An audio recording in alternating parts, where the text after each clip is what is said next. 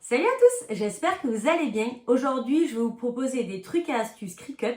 Il y en a exactement 6. Que vous soyez débutant ou chevronné, il y a peut-être dans le lot quelques petites astuces que vous ne connaissez pas. Donc, je vous conseille de rester jusqu'à la fin. Et si vous connaissez d'autres astuces, n'hésitez surtout pas à me les noter en commentaire. Et j'en profiterai pour en faire une nouvelle vidéo afin de partager les autres trucs et astuces. Que toute la team Cricut soit au courant de toutes les astuces. Voilà, en gros, c'est ça.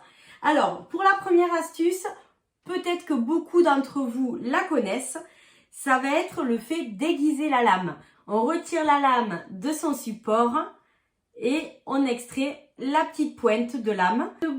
On prend du papier d'alu, on fait une boule de papier d'alu qu'on presse assez fort et on s'amuse à planter l'aiguille dedans plusieurs fois afin d'aiguiser la lame.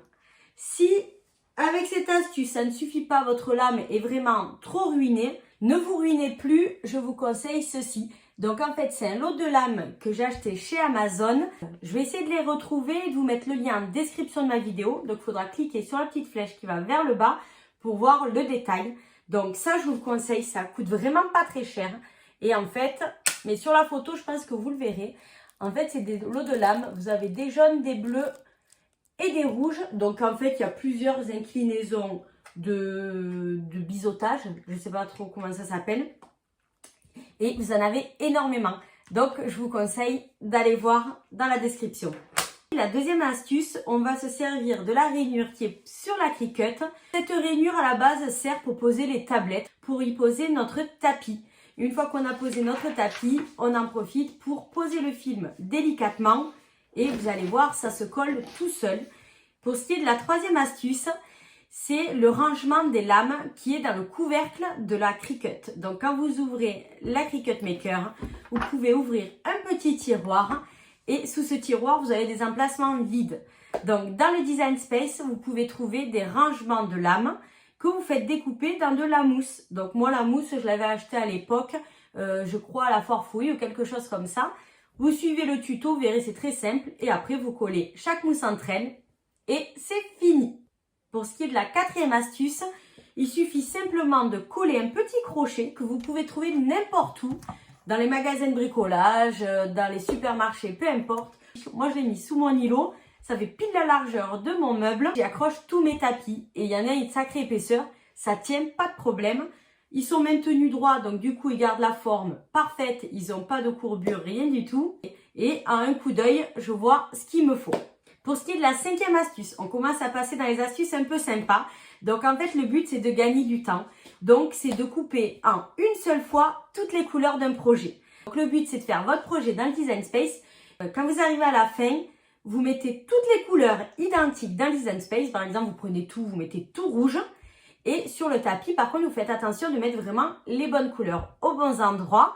Et quand vous coupez, du coup, ça coupe à une seule fois. Ils vont vous dire qu'il vaut qu'un seul tapis, ça découpe et vous récupérez vos éléments. Bon, il faut être un minimum organisé pour pas vous planter et couper les bonnes couleurs aux bons endroits. Après, je sais qu'avec Apple, on peut cliquer sur une petite icône, prendre en photo le tapis avec les vinyles et les flex qui sont déjà posés et ça va remettre en place ce qu'il faut dans le Design Space. Ça marche à l'envers. Bon, je l'ai jamais utilisé parce que je fais tout avec le PC, mais j'ai vu que ça fonctionnait. La dernière astuce, la sixième astuce, c'est la pépite. Je l'ai gardée pour la fin parce que c'est le top du top. J'ai appris ça il n'y a pas très longtemps et je vous avoue qu'est-ce que j'en suis contente de le savoir. Donc c'est pour ça que j'avais profité de faire une vidéo. Vraiment, il faut que tout le monde le sache.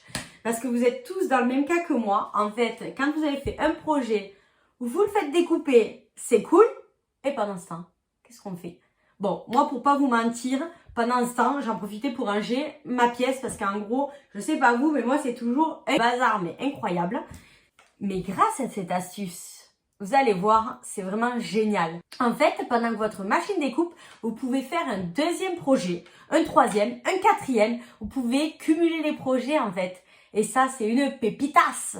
Je sais pas vous, mais moi quand j'ai appris ça, mais c'était de la balle, ça a tout changé. Je l'ai filmé, mais la qualité n'est pas ouf, donc c'est très simple. Vous êtes en train de couper votre projet, c'est cool, la Cricut fait son job, c'est tout ce qu'on lui demande, ok. Nous, pendant ce temps, on reste sur le Design Space, on clique en haut à gauche sur Classer et ensuite on clique sur Nouvelle fenêtre. Et cette nouvelle fenêtre va nous ouvrir un dossier vide. Donc, soit on récupère un projet qu'on avait déjà fait et on l'affine, enfin, on fait ce qu'on veut, ou on crée carrément un nouveau projet de A à Z. On fait ce qu'on veut, on retombe sur une fenêtre vierge. Et après, vous pouvez voir, vous pouvez basculer d'une fenêtre à l'autre, en ouvrir plusieurs. Moi, je l'ai fait jusqu'à 3-4 projets. Ça fonctionne, le top. Franchement, ça niveau organisation, le top du top. Et je pense qu'avant Noël, c'est génial parce que pendant que ça découpe, on a envie de préparer autre chose. Dites-moi en commentaire si vous les connaissez, ces astuces, ou éventuellement, si vous en connaissez d'autres que je n'ai pas fait dans cette vidéo, on les partagera, pas de souci.